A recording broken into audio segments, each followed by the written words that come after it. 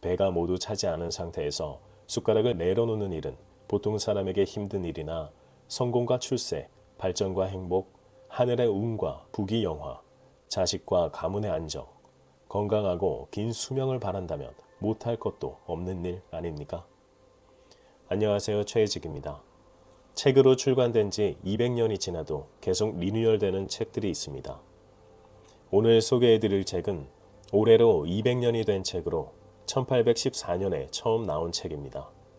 스노우폭스 북스에서 천년의 지혜 시리즈라는 기획으로 1년 6개월 동안 12,000여 종의 도서를 검토하여 최종 선정된 책 중 하나입니다. 고서이기도 하면서 언어가 달라 책의 번역을 위해 남다른 노력이 있었습니다. 이 책은 일본인인 미즈노 남보쿠가 1814년에 쓴 책입니다. 특이하게도 번역을 위해 일본인 번역가에게 의뢰를 맡기지 않았다고 합니다. 번역 과정에서 자의적으로 해석될 요지가 많을 것이라고 판단했다고 합니다. 원서 그대로의 원문에 충실하여 제작되었습니다. 200년 동안 절판되지 않고 나온 이유가 있을 겁니다. 같이 그 이유를 찾아보는 것도 재미있을 것 같습니다. 책을 소개해드리기 전에 이전 영상인 마인드무비에서 댓글로 신청해 주신 책 중에 불면의 지혜와 신과 나눈 이야기 이렇게 구입하였습니다. 책을 읽고 곧 영상을 만들 예정이니 기대해 주세요. 또한 마인드무비를 만드시고 싶으신 분들을 위해 제가 만들어 드릴 수 있는 창구를 만들고 있습니다. 조금만 기다려 주세요. 저자인 미즈노 남보쿠는 일본 에도 시대에 이름을 떨친 관상가입니다. 에도 시대는 기근이 두 차례 있긴 했지만 일본 역사 중 상대적으로 내부 혼란과 전쟁이 없이 평화로웠던 시대였습니다. 임진왜란을 일으킨 도요토미 히데요시가 죽은 뒤 도쿠가와 이에야스가 정권을 잡고 약 260년간 이어진 시대입니다. 일본이 근대화를 이루는 메이지 유신 시대의 바로 전 시대인 에도 시대 말기에 저자가 활동했습니다. 그의 가르침은 오늘날까지도 우리에게 중요한 메시지를 전달해 줍니다. 저자의 휘하에는 3,000명의 제자가 있었습니다.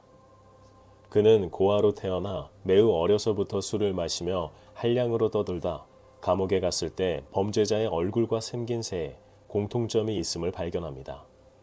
출소 후 사람의 얼굴을 더 깊게 관찰하려는 목적으로 목욕탕에서 3년, 이발소에서 3년, 화장터에서 3년을 일했고 이때 사람의 두상과 얼굴, 전신의 생김새와 뼈, 골격을 공부했습니다. 본격적인 관상가로 길을 걷고자 절에 들어가려고 했는데 그 절의 주지 스님이 1년 동안 보리와 콩만으로 식사를 하고 오면 받아주겠다고 합니다. 이후 그는 이 식사로 인해 깨달음을 얻게 되었는데 사람의 운명은 관상이 아니라 먹는 음식에 달렸음을 깨닫게 됩니다. 관상은 변하고 바뀌는 것이지만 먹는 것의 절제로 생긴 복은 지속적이라는 걸 알게 된 겁니다. 그의 외모 또한 관상적으로 보면 좋은 관상은 아니었습니다. 키도 작고 눈은 움푹 들어갔으며 코는 낮고 광대는 튀어나와 있었다고 기록되어 있습니다.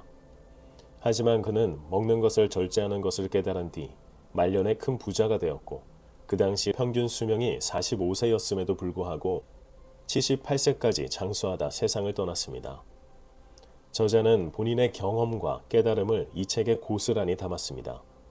저자의 깨달음은 매우 단순합니다.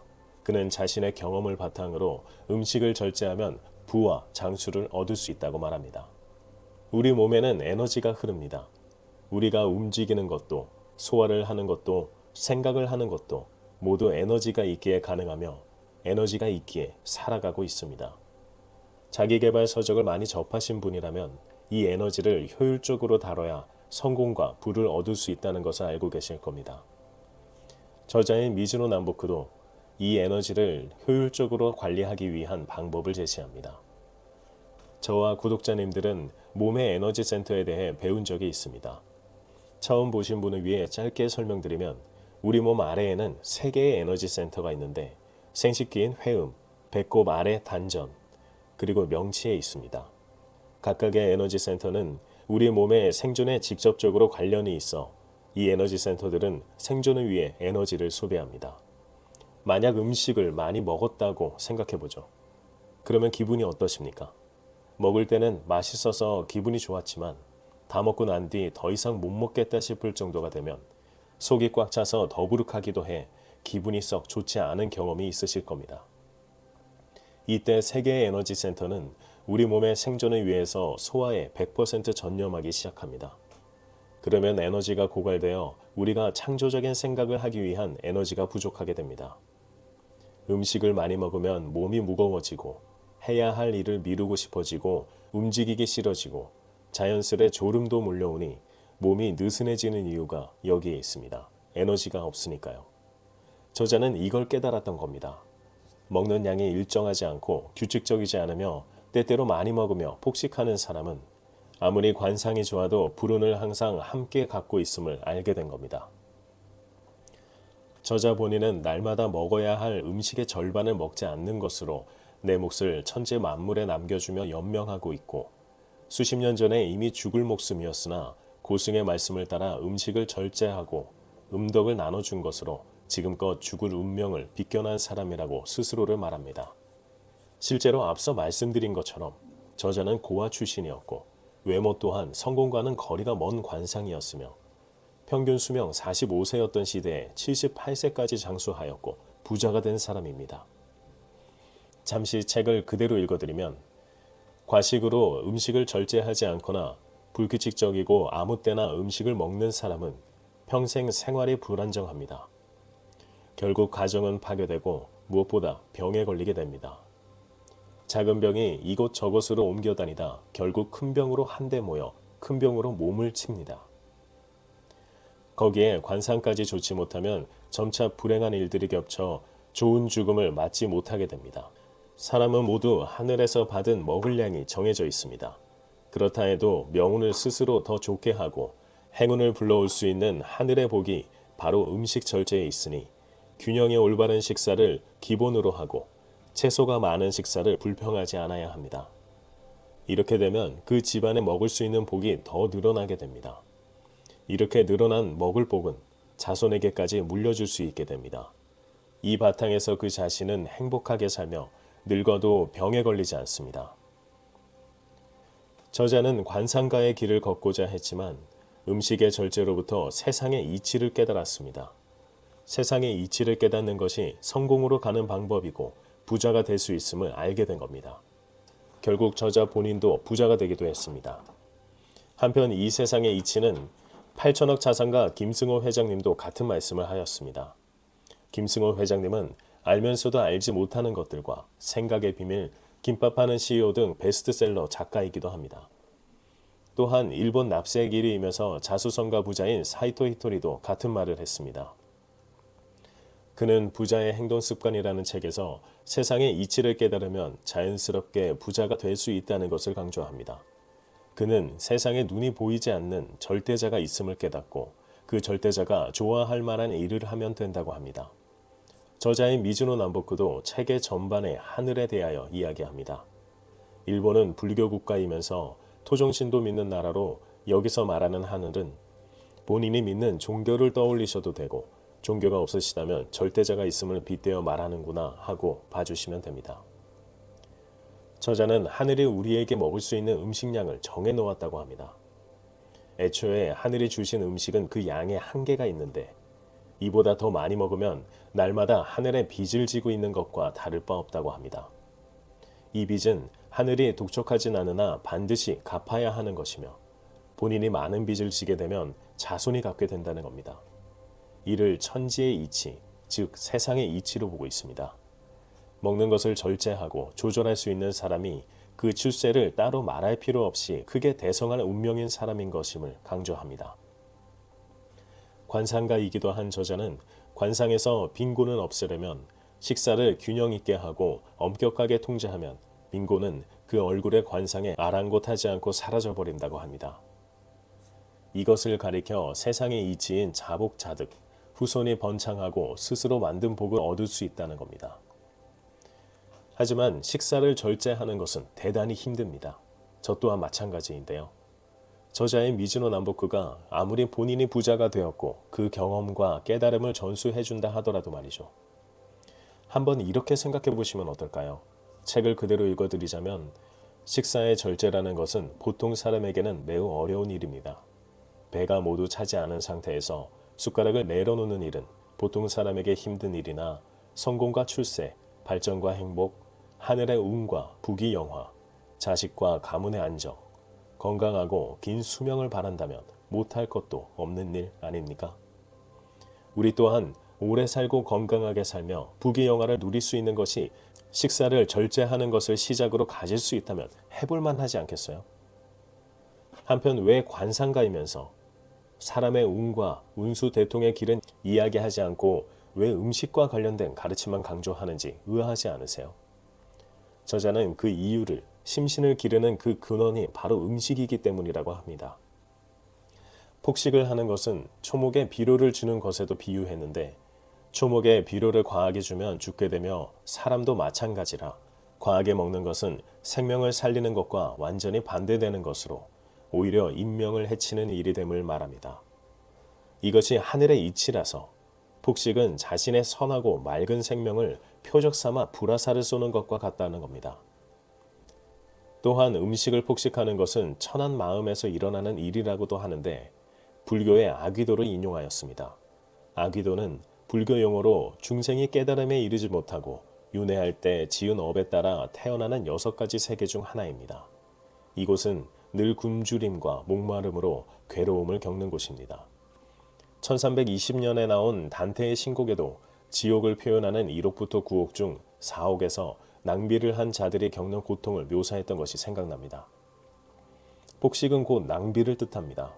또한 낭비에 대해서 저자도 경고를 했는데요. 배부르도록 입에 넣고 삼키는 것은 화장실에 음식을 가져다 버리는 것과 같다고 합니다. 결국 음식은 변으로 나오는데 폭식을 하는 것은 음식을 화장실에 버리는 것과 같다는 겁니다. 세상 사람들은 한 알의 오곡이 땅에 떨어져 썩는 것을 보고 아까워하면서 맛있는 음식이 있다면 배가 불러도 한 그릇 더 먹어 똥을 만드는 일에 무감각합니다. 배가 불러도 먹는 것은 폭식이고 이는 본인이 하늘에게서 받은 운을 해치는데도 불구하고 그것에 무감각하다는 겁니다. 그런데 만약 초대를 받아 간 집에서 음식을 남기면 예의에 어긋나지 않나? 하고 생각할 수 있습니다. 저자는 그렇지 않다고 합니다. 이미 배가 부르지만 남겨진 음식이 아깝다고 생각해서 뱃속에 넣어야 한다고 생각하겠지만 이건 큰 착각입니다. 남겨진 음식이 어떻게 처리될 것인가는 주인에게 맡기십시오. 그 주인의 덕에 따라 처분되도록 관여할 필요가 없는 것입니다. 다만 자기 자신을 살펴야 합니다. 배가 불러도 입에 넣는 것이야말로 낭비입니다. 낭비를 하는 사람은 자신의 덕을 해치는 사람입니다. 이렇게 해마다 자신의 덕을 해치고 있으니 출세하는 사람이 적고 가난에 빠지는 사람이 많은 것입니다.